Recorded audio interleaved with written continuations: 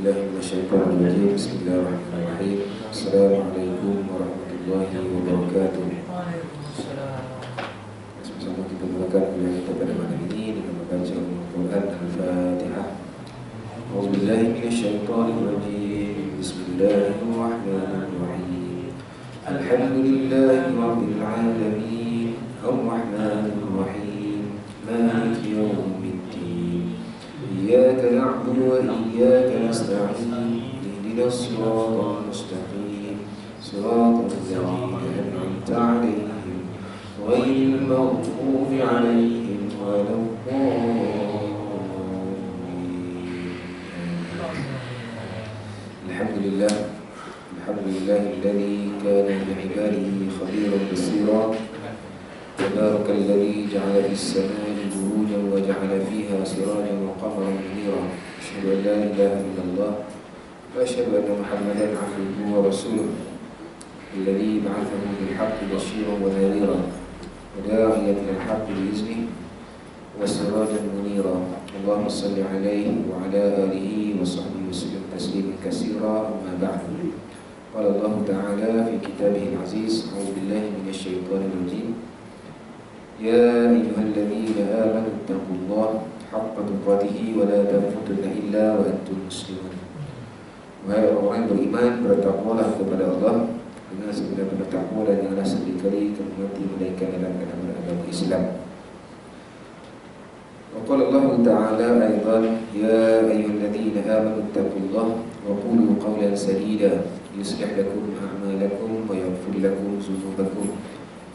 Wa may yuti'illaha wa rasulahu faqad faza fawzan 'azima. Orang beriman, bertakwalah kepada Allah dan berkatalah dengan perkataan yang baik, perkataan yang benar, nescaya Allah akan mengelokkan bagi kamu amalan kamu dan mengampunkan segala dosa-dosa kamu. Sesiapa yang mentaati Allah dan Rasul, maka sesungguhnya ia mendapat kemenangan yang besar, kemenangan yang agung. Sadaqallahul azim. Hormati imam dari seluruh kuasa masjid, tuan-tuan, puan-puan, muslimin, muslimat, ibu yang dirahmati Allah sekalian. Seperti biasa, bila sama-sama kita panjatkan setinggi-tinggi syukur kepada Allah Subhanahu wa Ta'ala yang telah memberikan kekuatan, kesihatan kepada kita, kekuatan iman zahir dan batin kepada kita semua, sehingga mana kita pada malam ini dapat sama-sama dapat berada di rumah Allah ini dalam kerangka tanda kita menghambakan diri kepada Allah Subhanahu wa Ta'ala, insya-Allah. Semoga semuanya berada dalam keadaan sihat walafiat, insya-Allah. 2 minggu tak ada macam-macam kan. Baik. Ibu kita pun lepas ni dah nak cuti. Kuliah dah cuti kan. Minggu ni, hari ni dah, hari ni berapa Syaban? Hari 13 Syaban kalau saya kan, 13 Syaban. Yang umur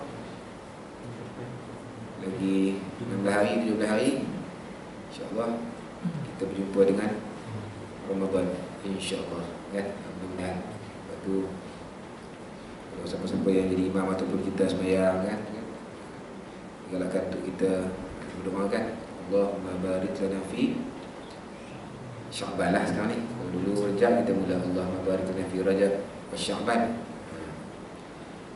Boleh ke nak baca Rajab juga? Boleh kan. Walaupun Rajab tidak habis, kita nak baca Allahumma barik lana fi Rajab pun boleh, tak ada masalah kan. Kita minta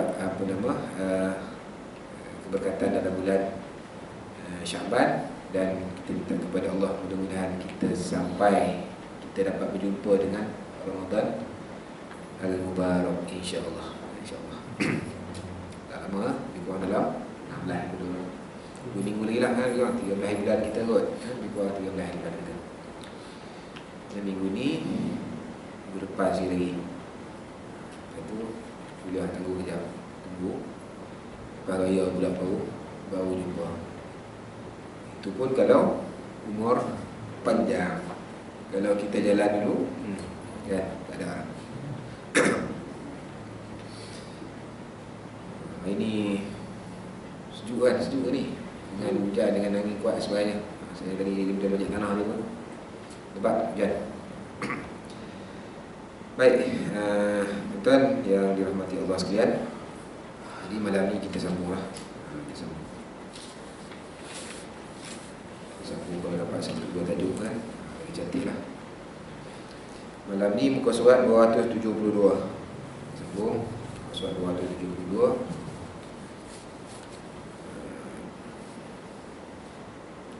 Tajuk yang disusun oleh Dr. Muhammad Ali Al-Hashimi ni. Tajuk dia pun mudah ya. Kita masih lagi di bawah tajuk ni. Tajuk apa? Akhlak seorang Muslim dalam masyarakat. Banyak tajuk-tajuk di bawah. Akhlak, bagaimana kita nak menjadi orang yang berakhlak dalam masyarakat. Masa kita 24 jam Allah bagi si akhir kan, banyak masa kita habis dengan masyarakat. Kita banyak ambil masa dengan jumpa orang. Itu orang yang normal lah, orang biasa. Kalau dia banyak masa duduk sorang-sorang je, sesekali okey lah. Tapi kalau setiap hari dia duduk sorang-sorang, ni ada masalah. Ada masalah. Banyakkan kita bangun pagi mesti kita akan jumpa orang. Kita akan akan bermasyarakat, akan hidup bersosial. Maka akhlak berkaitan dengan masyarakat ni memang sangat banyak yang perlu kita faham. Jadi insya-Allah malam ni kita sambung satu lagi ataupun dua kan, tengoklah macam mana. Tajuk dia mula-mula ni pendek je, iaitu tidak gembira dengan nasib malang yang menimpa orang lain. Sesuatu tanggungjawab seorang Muslim, bila ada orang susah, dia tak rasa seronok. Kalau dia rasa seronok dengan kesusahan orang lain, dia ada masalah. Dia dikira sebagai orang yang tidak berakhlak dalam masyarakat. Tidak gembira dengan nasib malang yang menimpa orang lain. Maknanya ini akhlak yang baik lah. Kalau dia seronok, kalau dia suka dengan apabila dia dengar sahabat dia ataupun kawan dia ataupun jiran dia ataupun ahli masyarakat dia ditimpa dengan sesuatu kesusahan, ujian, musibah dan sebagainya, dia rasa seronok.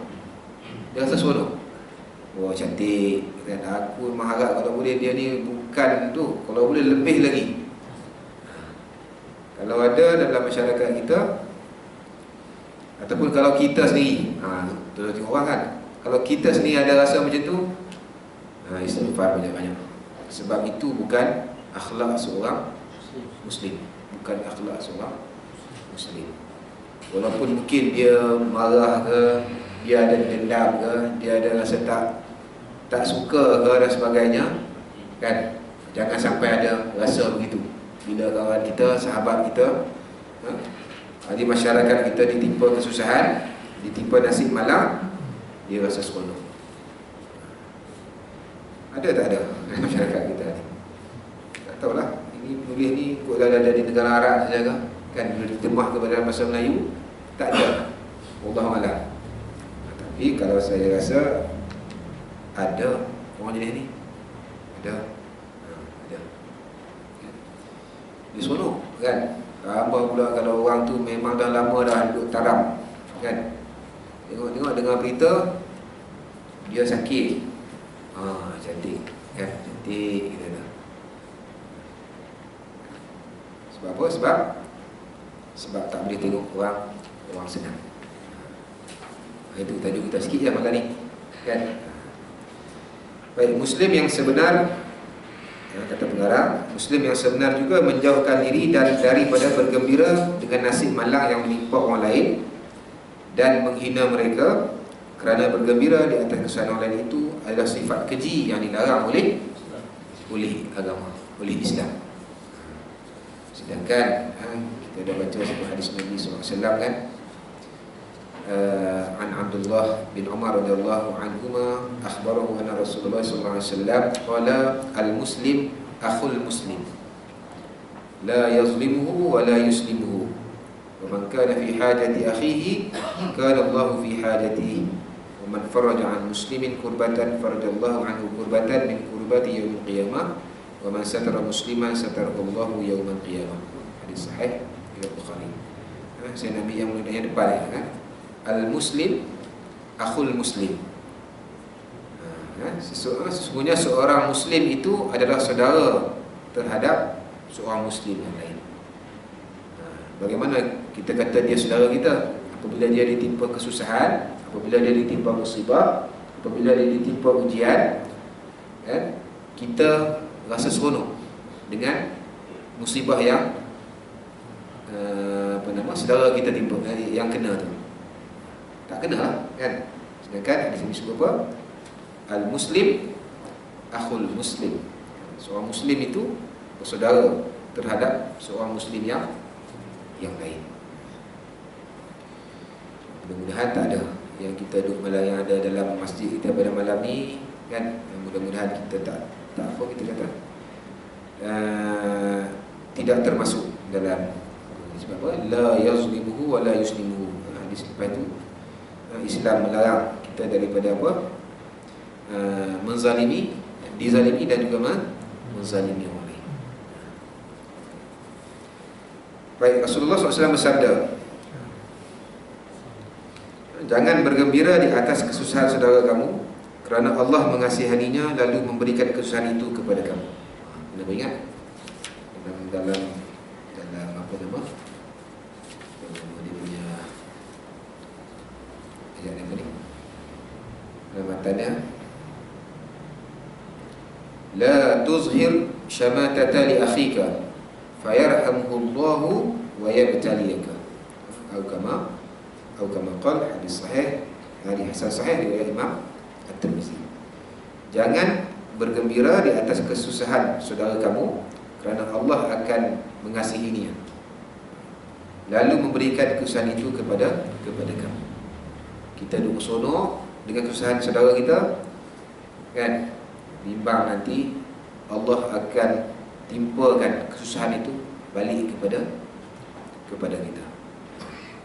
Ini hadis Nabi SAW. Maka tidak ada ruang bagi kegembiraan di atas kesusahan orang lain di hati seorang muslim yang sejati, yang penuh dengan semangat serta hidayah Islam. Maksudnya orang yang faham tentang agama, orang yang mendapat petunjuk daripada Allah Subhanahu Wa Taala, maka dalam hati dia sepatutnya tak adalah perasaan ini, rasa seronok dengan kesusahan orang lain. Takkan kita kan yang duduk tuan-tuan dan puan yang memang jadi ahli jemaah tetap masjid kan? Setiap apa kuliah malam ni memang ada je kita. Setiap mana ada majlis ilmu kat masjid ni, ada je muka kita kan. Takkan kita nak buat kita termasuk dalam golongan ini, orang yang tak boleh tengok orang senang. Okay, tak boleh tengok orang senang. Maksudnya dia tengok orang senang, dia rasa sakit hati. Dia tengok orang tu susah, dia rasa seronok. Dia tengok orang tu, kawan tu dia senang, dia tak boleh. Kemudian dia tengok kawan tu susah, dia rasa happy, rasa seronok. Mudah-mudahan kita tak ada lah. Mudah-mudahan kita tak ada. Sebaliknya muslim itu merasa sedih dan susah hati melihat saudaranya menghadapi ujian dan kesusahan. Sepatutnya sebagai seorang muslim yang benar, bila tengok kawan kita susah, ahli masyarakat kita susah, orang kampung kita susah, jiran kita susah, ditimpa musibah dan sebagainya, sepatutnya sebagai seorang muslim yang benar-benar faham tentang agama, yang mendapat petunjuk ni, dia akan rasa apa?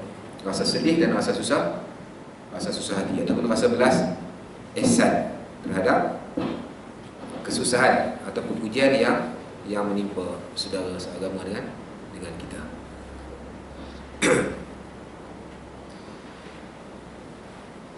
Bergembira atas kesusahan orang lain itu adalah sifat yang dimiliki oleh orang yang dalam hatinya ada penyakit yang terhalang daripada hidayah Islam dan asyik dengan keinginan hendak membalas dendam serta menyusahkan orang lain. Maksudnya hati orang yang ada perasaan ini, dia ada masalah hati. Hati dia tu penyakit. Penyakit hati.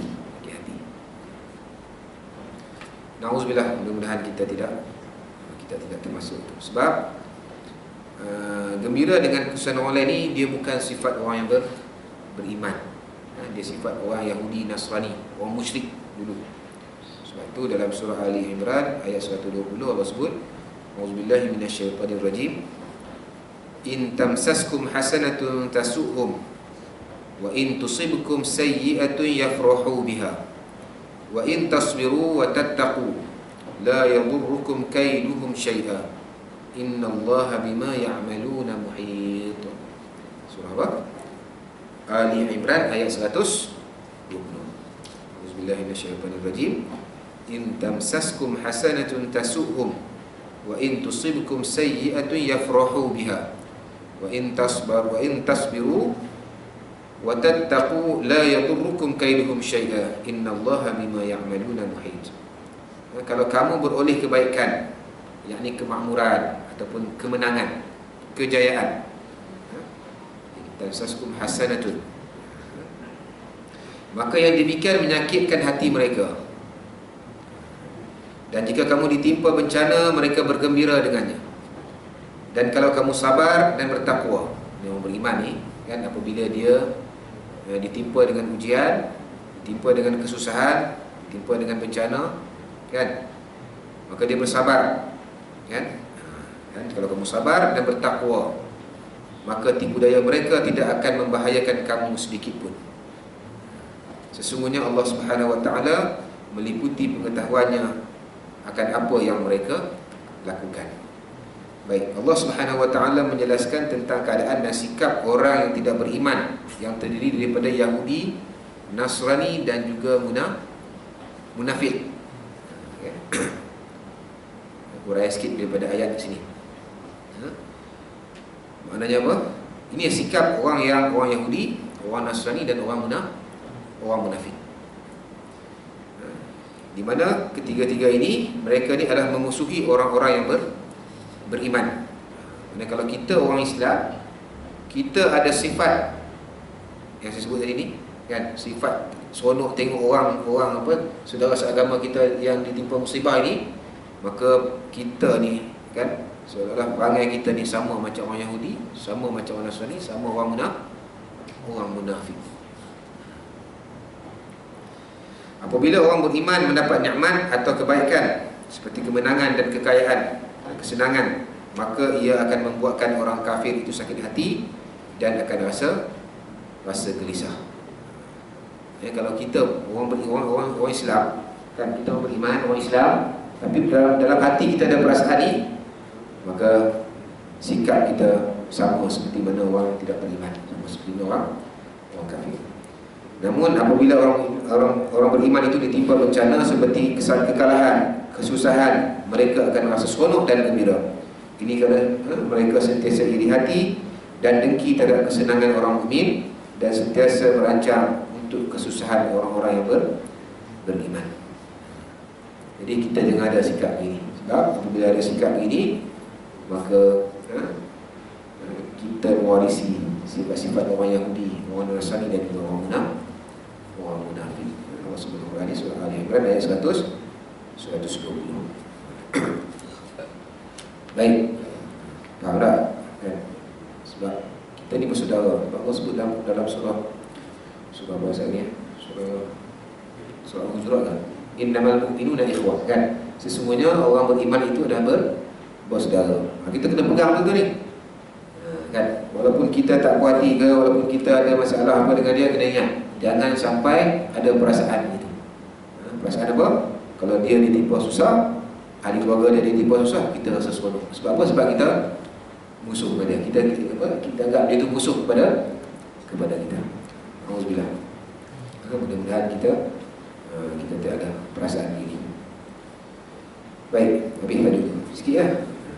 Tajuk yang kedua dalam kita harap disebut sebagai kari menjawab. Maknanya diterjemah sebagai pemurah. Pemurah. Salah satu sifat seorang Muslim dalam masyarakat adalah menjadi seorang yang pemurah. Baik Muslim yang sebenar itu berusaha mengikuti syariat agama ini dengan bersifat pemurah. Mereka berusaha melakukan kebaikan kepada ahli-ahli masyarakatnya pada setiap masa dan keadaan. Orang yang beriman yang ada sifat pemurah, dia akan melakukan kebaikan kepada orang sekeliling dia, tak kira masa. Tak kira masa. Ketika dia berbelanja, dia tahu bahawa dia sedang melakukan perbuatan yang tidak membazir. Dalam buku tu dia buat yang membazir tu. Salah. Yang tidak membazir. Tidak membazir. Allah Subhanahu wa taala berfirman, "A'udzubillahi minasyaitonirrajim. Wa ma tunfiqu min khairin fa innallaha bihi 'alim." Surah Al-Baqarah ayat 273. Dan apa sahaja harta yang baik yang kamu nafkahkan pada jalan Allah, maka sesungguhnya Allah Maha mengetahui. Apa sahaja harta yang baik. Kemudian disebut lagi, dia juga percaya bahawa ketika dia membelanjakan hartanya dengan pemurah, bahawa apa sahaja yang dibelanjakan itu akan kembali kepadanya, bahkan ditambahkan pahalanya oleh Allah Subhanahu wa taala di dunia dan di akhirat. Jadi orang yang beriman, dia faham bahawa kalau dia sedekah, kalau dia belanja tu tidak akan tidak akan berkurang harta dia pertama. Yang kedua, apa yang dia infakkan itu akan kembali kepada dia. Kita bagi RM1 dekat tabung masjid, kita nampak kita keluar kan. Hakikat sebenarnya tu dia balik kepada kita. Kita bagi RM5, Allah, kelebihan tu RM5 akan balik kepada kita. Bahkan ditambahkan pahalanya oleh Allah dunia dan akhirat. Ini Allah sebut dalam Al-Quran Al-Karim, surah Al-Baqarah ayat 261. Al-Baqarah ayat 261. Dia kalau kita tengok ayat tu, dia memang cerita pasal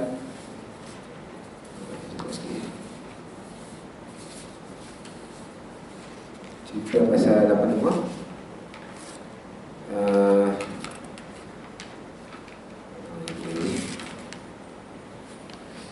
Surah Al-Baqarah ayat 261 tu dia mula cerita pasal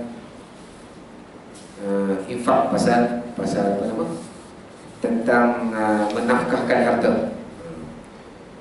261, 262, 263 tu cerita pasal dalam kitab kita ni dia bagi sampai 261 ya. Okey. A'udzubillahi minasyaitonirrajim. Mathalul ladzina yunfiquna amwalahum fi sabilillahi kamathali habbatin anbatat sab'a sanabil fi kulli sumbulatin mi'atu habbah wallahu yudha'ifu liman yasha wallahu wasi'un 'alim. Perumpamaan, bandingan nafkah yang dikeluarkan oleh orang-orang yang menafkahkan hartanya pada jalan Allah adalah serupa dengan sebutir benih yang menumbuhkan 7 butir. Daripada satu tu, kalau kita bagi RM1, dia akan jadi tu 7 ringgit. Pada tiap butir 100 biji. Allah akan melipat gandakan ganjaran bagi sesiapa yang dia kehendaki. Dan Allah Maha luas kurnianya lagi Maha mengetahui. Maksudnya daripada satu sebiji benih tu akan terbit 7. Akan terbit 7 tangkai lagi. Setiap tangkai pula akan mengandungi 100. Itu perbandingan, perumpamaan. Dan ingatlah, Allah akan melipatkan ganda pahala bagi sesiapa yang dia kehendakinya. Dan sesungguhnya Maha luaslah rahmat Allah ini, meliputi segala ilmu pengetahuan Allah Subhanahu wa ta'ala. Kalau kita bagi RM1, bukan RM1, RM7. Dalam 7 tu ada gandaan lagi. Cuma kita ni, kita tak nampak kan. Kita tak nampak kelebihan, kita tak pun nampak. Tak nampak dari segi zahir kan. Kita dah nampak bagi 10, hilang 10. Tadi ada RM10, kita ambil duit, kita bagi 10, Tak ada orang dalam diri dia RM10. Kita dah nampak itulah, kan? Tapi hakikat sebenarnya di sisi Allah tidak hilang. Tidak hilang. Kemudian dalam ayat 262, alladzina yunfiquna amwalahum fi sabilillah thumma la yutbi'una ma anfaqu mannan wala azab lahum ajruhum 'inda rabbihim wala khaufun 'alaihim wala hum yahzanun. Orang-orang yang belanjakan hartanya pada jalan Allah, kemudian mereka tidak mengiringi apa yang mereka belanjakan itu dengan perkataan mungkit, kan? Dan tidak pula menyinggung ataupun menyakiti pihak yang kita tolong tu, pihak yang diberi itu. Mereka akan beroleh pahala istirak dan tidak ada kebimbangan, yakni daripada berlakunya kejadian yang tidak baik terhadap mereka, dan mereka pula tidak akan berduka cita. Dan dapat kebaikan tadi, ayat 262 ni kena ingat, kan? Kalau kita bagi tapi kita mungkin, maka tak dapatlah satu pun terdapat. Yang kita bagi satu dapat 7, dalam 7 tu dah sultan kata dapat 100 tu akan hilang. Sebab apa? Sebab mungkin. Sebab mungkin yang pertama, yang kedua boleh hilang dengan sebab apa? Kita menyakiti ataupun kita menyinggung perasaan orang yang kita tolong. Ini pun kadang banyak juga berlaku dalam masyarakat kita. Yang penting kita lah, yang penting kita. Bila kita sebut yang banyak berlaku dalam masyarakat, kita takut kita nampak orang lain, dan yang jauh lebih penting adalah kita tengok diri kita. Kita tolong orang, ada tak kita mungkin kita sebut-sebut. Kadang-kadang kita bagi hari ni tak apa lagi, senyap, kan? Lepas 3-4 tahun ada masalah dengan dia. Kita mungkin selepas kita bagi bila, selepas 4 tahun kita bagi dia, kita ikhlas elok dah tu. Selepas 4 tahun kita ada masalah dengan dia, kita sebut balik kebaikan-kebaikan kita. Ini kadang-kadang boleh berlaku. Ketika betul kena 5 tahun, 10 tahun, 20 tahun, beranak cucu dah, kan? Tiba-tiba ada masalah sikit, kan? Ada yang tak kena, boleh keluar balik. Kita mungkin balik apa yang kita bagi itu. Ini kena jaga. Habis kebaikan, hilang segala kebaikan yang kita buat. Jangan kita mungkin, dan jangan kita menyakiti hati orang. Sebab kita hidup di atas muka bumi ni, kita boleh hidup selesa ni pun, kan? Boleh hidup dengan sebenarnya atas pertolongan, atas kebaikan orang. Banyaknya atas kebaikan orang yang kadang-kadang kita tak perasan. Kalau kita tak renung, kalau kita tak muhasabah, kalau kita tak nampak bahawa kita hidup di atas muka bumi ni, kita hidup selesa di atas masyarakat ni, kan? Kita tak nampak kebaikan orang, tapi hakikat sebenarnya ihsan orang, kebaikan orang. Disebabkan ramai orang baik-baik di sekeliling kita dapat hidup dengan baik ini, dapat tenang, kan? Sebab kebaikan orang. Sebab tu tak layak untuk kita nak mungkin sangat kebaikan-kebaikan kita. Sebab apa? Orang lain lebih banyak bantu kita untuk kita hidup dengan baik pada hari ini. Anak kita berjaya, anak kita semalam, kan? Kalau kita cek balik, kita ni banyak mana sumbangan ajar anak kita tu, kan? Kita sendiri berjaya, kita sendiri boleh ada kerja elok, kerja profession yang baik, gaji, kan? Hidup sana, kan? Hakikat sebenarnya banyak daripada pertolongan daripada orang lain. Itu tak dengan kita mungkin pemberian kita. Sebab bila mungkin ni, fitrah orang dia tak suka. Dia tak suka kita dibantu oleh seorang, kan? Tiba-tiba orang tu mungkin disebut pula, kan? Kalau aku tak ada kemian dulu, mungkin sekarang ni tak dapat kerja ni, contoh, kan? Sebagai manusia biasa, dia takkan rasa seronok dengan ucapan sebegitu. Kalau kita buat dekat orang lain, sama je, kan? Sama je. Jadi dengan mungkin sebab dia boleh menghilangkan segala kebaikan kita. Pemurah dah cantik lah, tapi mungkin.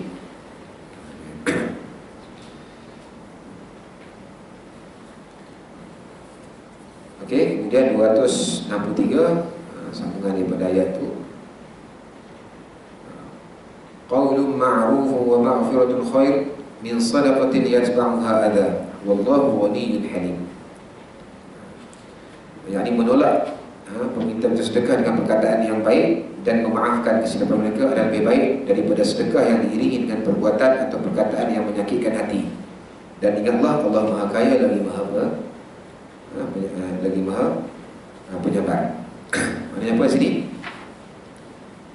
Dan kita kadang-kadang ada orang minta tolong, kan? Minta tolong. Kalau nak bagi dengan yang lain. Kalau tak mau bagi, jangan duk cakap macam-macam, kan? Jangan kadang-kadang kita duk pergi makan kat kedai makan, kan? Ada datang bawa kan? Kadang orang kita tak duit, tapi dia bawa kacang ke, dia bawa apa, sekarang ni banyaklah trend, kan? Niaga dan sebagainya. Kalau kita nak beli, nak tolong. Kalau tak nak tolong, diam, jangan duk cakap dulu, kan? Kan? Itu maksud itu. Allah sebut, kan? Kalau ni cakap baik, kalau tak nak tolong, kalau tak nak bagi ni, kan?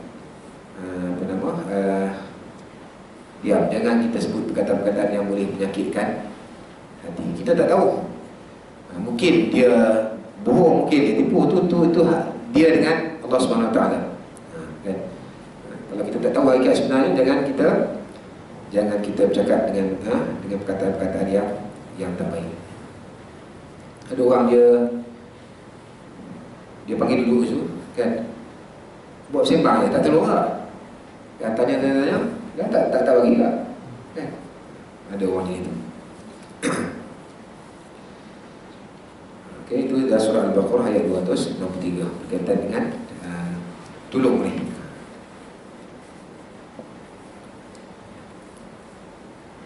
Okey, kita sambung ke surah 274 dah.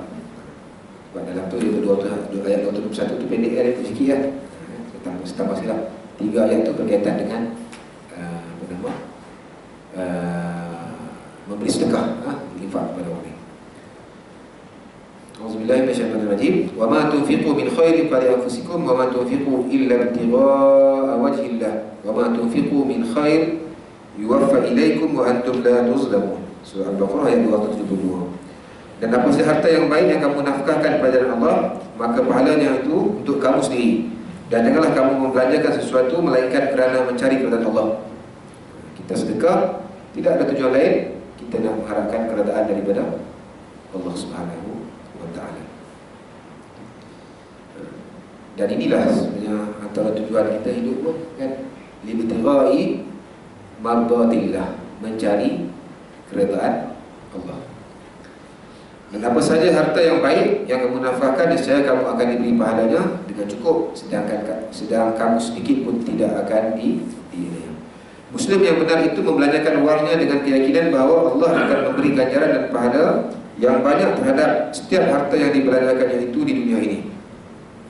Jika dia lalai lalu menahan diri daripada berbelanja pada jalan Allah, maknanya jika dia kita kata kerikut, dia kerikut, maka Tuhannya akan menghilangkan hartanya dan menyebabkan kerugian baginya. Hal ini jelas dinyatakan dalam hadis seperti berikut. Setiap pagi ketika hamba Allah itu bangun daripada tidur, 2 malaikat turun padanya. Salah satu berkata, "Ya Allah, berilah ganjaran pada orang yang berbelanja." Dan yang satu lagi berkata, "Ya Allah, rugikanlah bagi orang yang kedekut." Terjemahan hadis sahih riwayat Imam Bukhari dan juga Imam Muslim. Dan dalam sebuah hadis kursi disebut, maksud berbelanjalah wahai anak Adam, dan aku akan belanja atas engkau. Hadis sahih Bukhari, Muslim. Muslim yang percaya kepada Tuhannya tidak akan ragu lagi bahawa apa sahaja yang dibelanjakannya di atas jalan Allah itu tidak akan mengurangkan hartanya sama sekali. Kerana sedekah itu akan menambahkan harta dan bukan mengurangkannya. Sebagaimana hadis, maksud sedekah itu tidak mengurangkan harta. Sedekah ini tidak akan mengurangkan harta. Ini semua kita sedia maklum, cuma ulang je lah. Semua orang faham, orang yang beriman, orang yang mengaji, dia tahu ni, dia faham. Sebenarnya bila nak buat tu ya, kadang-kadang jadi cabaran sikit kepada kita. Jadi cabaran. Khususnya saya sebut juga saya sendiri lah, kadang-kadang susah kan. Ni sembang ni boleh sembang ni, bab sedekah ni kan. Tapi ustaz masuk RM1 ke? Ustaz sembang ni RM5, ustaz tengok RM1 ke? Bila ustaz sejak daripada mula kerja sampai dah 20 tahun kerja, RM1 juga sumbang. Ustaz, saya dah turut kan. Itu dah satu ceramah saya dengar kan. Patutnya sedekah ni pun dia ikut tanggal gaji. Saya tengok tapi saya dengar lah satu kuliah lah kan. Sedekah ni pun sepatutnya ikut gaji. Gaji tiap-tiap tahun naik, sedekah tak naik. Orang graduate gaji ni, kata kat saya sendiri lah ni kan. Kata kat saya sendiri setahun naik 200,500 uang itulah kan. Sedekah tak naik. Duit banyak tu lah. Maknanya tak sepatutnya begitulah. Tak sepatutnya gitu. Sebab gaji naik, sepatutnya sedekah pun naik. Mula kerja RM1, 5 tahun kerja confirm naik RM5 kan. Sekali masuk tabung, sekali masuk kan. 10 tahun takkan nak duit RM5 tu. Confirm naik dah 20 kot. Dah naik lah, dah naik. 20 tahun, 25 tahun, 30 tahun nak pencen, takkan nak duit RM5, RM20 tu. Confirm kena lepas 100 ataupun 50. Sepatutnya gitu kan. Sepatutnya gitu dikata kat saya sendiri. Tapi tak buat pun.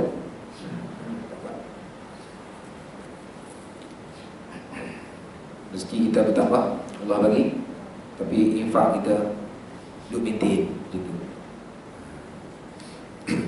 Yang kita bimbang kalau maintain boleh lagi kurang. Biasa duk jodoh RM10 masuk tabung masih kan. Gaji naik, tengok dia tengok hijau pula RM5 masuk. Tak sepatutnya gitulah. Tapi apapun di atas keikhlasan kita lah. Saya sebut itu penceramah tersebut kan. Tapi saya fikir ada betul tak? Ada logik tu. Betul tu, sepatutnya begitulah kan. Sepatutnya macam tu kan. Rezeki Allah bagi bertambah kan. Infak kita pun sepatutnya bertambah. Tapi pun bagilah dengan ikhlas. Kalau bagi tak ikhlas pun tak, bagi RM50 dan duit sebut kan. Ataupun bagi RM50, tunggu 2 bulan pula baru masuk, pun tak jadi lah.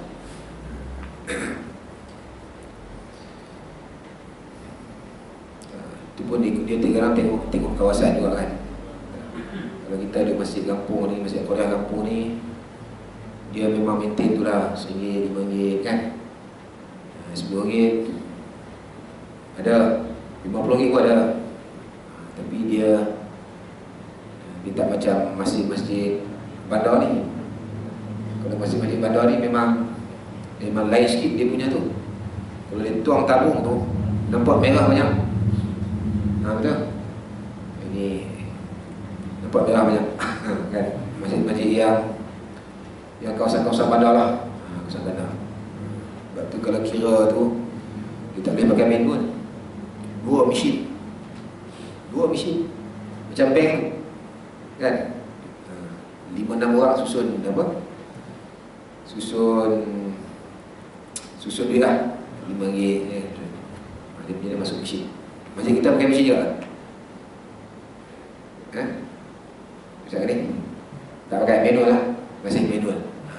Faham tak? Tu tanda-tanda lah tu kan. Memang tu. Tak apalah, penting bagilah setakat mana ikhlas. Bila kita sebut ni, kita tengok diri kita. Saya baca ni, saya tengok diri saya lah. Kan, bukan nak suruh apa ni, tuan-tuan yang dengar ni, kita tengok diri masing-masing.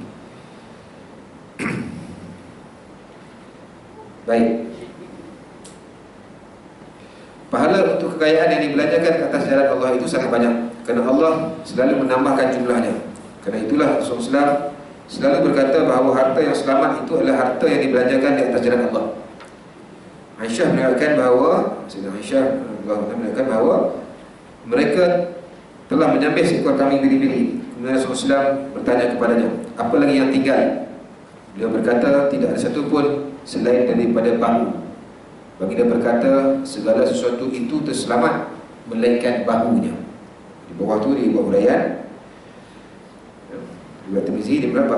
Ini penulis buat Ustaz. Dia berkata bahawa hadis itu hadis hasan sahih. Pahala bagi setiap sesuatu kecuali bahu akan disimpan untuk mereka pada hari kiamat, kerana mereka telah mensedekahkannya.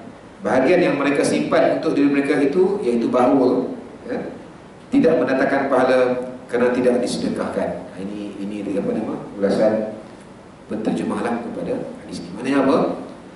Hak yang sebenarnya kami jadi hak yang sedekah dekat orang tu, itu semua dapat, confirm dapat kebaikan.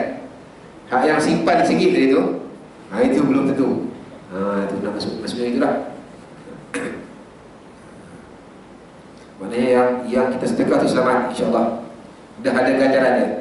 Hak yang kita simpan tu belum tentu lagi. Bukan tak ada simpan, tapi nak kata yang kita simpan tu belum tentu. Kita ambil, dalam duit kita ada 100. RM50 kita masuk tabung. Hak RM50 tu memang confirm. Kan kita masuk dengan ikhlas, tak ada niat. Memang niat sedekah ikhlas betul. RM50 tu dah ada bahagian kita, dah ada ganjaran. Hak RM50 dalam poket kita lagi tu belum tentu selamat lagi, belum tentu lagi ada kebaikan. Hak yang kita bagi tadi tu dah confirm ada kebaikan.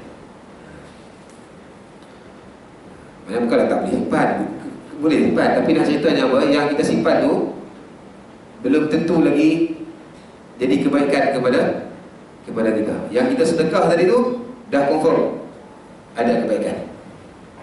Kan? Kalau macam kita nak derma lah kan, contoh kita dah niat nak derma, tiba dalam poket kita ada memang tu jalan janji kita, contoh RM50 sekeping kan, kita dah niat kan nak kan, sebelum kita tengok aku macam nak niat tadi nak derma RM20 tapi ada RM50 sekeping. Niat dia tu macam mana? Niat dapat pahala lah. Niat dapat pahala niat lah, tapi pahala sedekah tu tak ada bagi ya. Tak masuk tabung ni. Jangan masuk tabung baru jalan. Tapi kalau dia dah masuk dah tu dia macam aku memang nak derma RM20 tapi macam mana kan? Itu macam mana kan? Kena pergi tempat fikir masjid lah. Kan buka balik. Dan tu hati kita lah. Kita kena detik ni dia mainan apa kita kata. Hak yang bagi tadi tu hak ikhlas lah. Yang bila mainan tu kita sendiri kena cuba ikhlaskan lah. Tapi kalau memang tak ada juga, kalau perlu juga nak balik, kena jumpa lah kalau rasa sikit kan. Tak boleh saya nak bagi 30 ya kan. Termasuk pula kan. Kalau sanggup buat lah. Ya, kalau kita tahu nak kita duit kita ada 50, kita nak bagi 30, tukar siap-siap. Jangan dah masuk bangunan ni kan. Ada tu kan. Tapi kalau kita niat nak bagi, kita tak dapat bagi, dapat pahalanya lah. Kebaikan tu dapat, niat tiba-tiba ada kan. Bawa RM50 memang nak pergi ke masjid. Sampai masjid tengok WhatsApp, bang balik kan beli susu, beli tepung, duit dah RM50 lah. Kan. Jadi dia boleh berubah. Apa yang penting? Yang penting bagi. Ini saya sebut ni yang duduk dalam masjid ni tak ada masalah. Ini memang apa kita kata orang yang selalu infak. Ini cuma kita kata tazkirah saja. Tazkirah yang peringatan saja. So daripada hadis Nabi tadi, maknanya apa? Yang kita dah bagi itu dah hukum sekarang. Dan yang kita simpan tu belum tentu. Bukan kata tak selamat, belum tentu.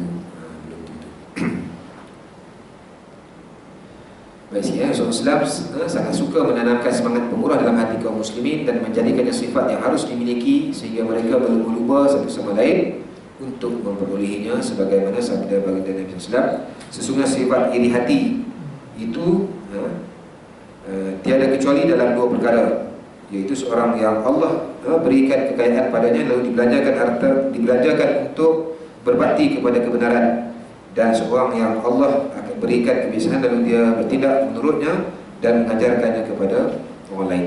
Jadi mafhum dari sini, kita ni sepatutnya dengki. Boleh dengki dalam dua benda ni. Dua perkara ni. Bila kita tengok kawan kita, dia boleh sedekah, kita tak boleh, kita boleh dengki kat kita. Kan sepatutnya kita kena ikut macam tu. Kita kena buat macam yang dia buat. Dia ada ilmu, kan? Kemudian dia menggunakan ilmu dia tu untuk kebaikan, mengajar orang lain. Jadi yang ini ni mana kita boleh dengki. Mana kini kita kalau boleh nak macam tu juga, nak buat macam dia buat. Kita ada duit, kita pun nak belajar macam dia. Macam mana dia infak, macam tu juga kita nak buat. Kita ada ilmu, kita nak mengajar juga. Kita nak pastikan ilmu yang kita ada ni bermanfaat kepada orang lain. Dua keadaan ni dibenarkan kita. Wallahu a'lam. Okey. InsyaAllah yang lagi kita sambung nanti pada minggu depan insyaAllah. Mudah-mudahan sihat di badan. Esok pagi tepi tu kan, pagi-pagi selepas subuh, seminggu ada kerja sana sampai hari Khamis. Hikmah tu insyaAllah. Mudah-mudahan perjalanan musafir tu insyaAllah selamat, kan.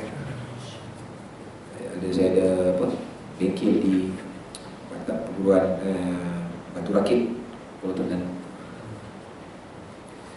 Kami pergi 30 orang, lebih kurang, kongsi-kongsi kereta insyaAllah lepas subuh esok. Okay, wallahualam. Yang baik daripada Allah Subhanahu Wa Taala, segala lemah dan kurang tu semuanya datang daripada diri saya sendiri. Mudah-mudahan apa yang kita kongsi pada malam ini memberi manfaat kepada kita insyaAllah. Wabillahi minasyaitanir rajim. Bismillahirrahmanirrahim. Allahumma ja'al jam'ana hadza jam'an marhuma wa tafarruqana min ba'dihi tafarruqan mubaraka wa ma'suma. Allahumma arina al-haqqa haqqan wa warzuqna ittiba'ah wa arina al-batila batilan wa warzuqna ijtinabah. Allahumma rabbana atina fid dunya hasanah wa fil akhirati hasanah wa qina 'adzaban nar. Wa sallallahu ala sayyidina Muhammad wa ala alihi wa sahbihi wa baraka wa sallam. Walhamdulillahil alamin. Billahi taufiq wal hidayah wa ridha wa inayah. Assalamualaikum warahmatullahi wabarakatuh.